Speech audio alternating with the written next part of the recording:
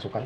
Kung nagustuhan mo ang buong recipe nito, panoorin lang ang full video sa aking Facebook page, at pwede rin kayong bumisita sa aking YouTube channel, Part Vlogs din ang pangalan, dahil marami na akong na-upload doon about bread baking tutorial at manga recipe. Lagyan natin ang ating oil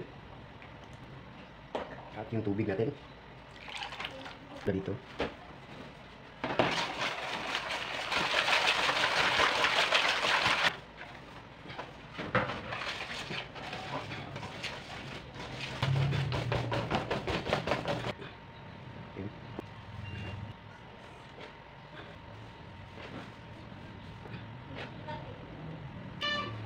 So ayun mga idol, no? So isa lang na natin to.